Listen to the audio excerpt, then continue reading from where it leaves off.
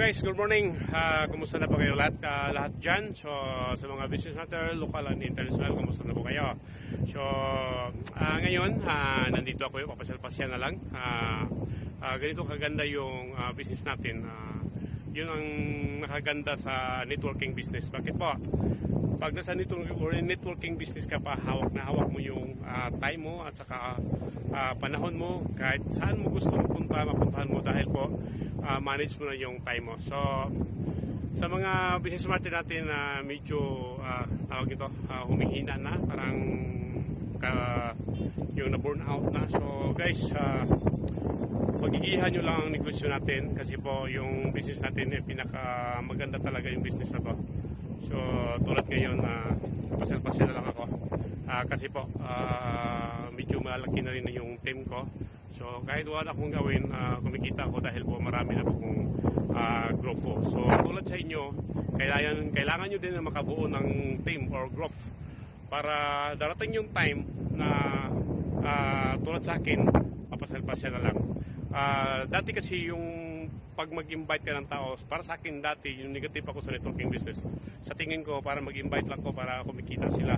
O yun pala, yung pag-invite, para ka nag-build ng sarili mong company. Kung sabaga, tulad ng mga may-ari ng mga mall, na kahit wala sila sa company nila, kumikita sila dahil po may mga tao nag-work under sa kanilang organization. So tulad din sa networking, bakit po nag-invite tayo?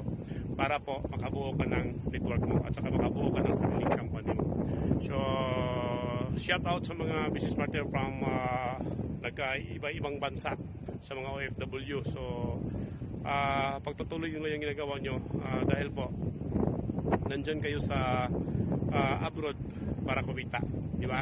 So ang kagandahan, nandyan pa kayo sa abroad, so ginagawa nyo na ang business, so pwede kang kumita, nandyan ka sa labas, pag uwi mo sa Pilipinas, so yung team mo buong buo na, kung sabaga ipapatuloy mo na lang at sa wala nang reason na babalik ka pa sa abroad dahil po malaki na yung team mo.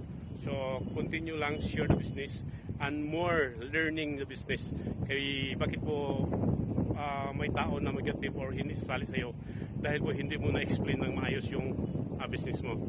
Kaya ipagpatuloy mo lang, aaralan mo lang yung business mo para mas maintindihan ng mga tao na sasali sa'yo. Okay?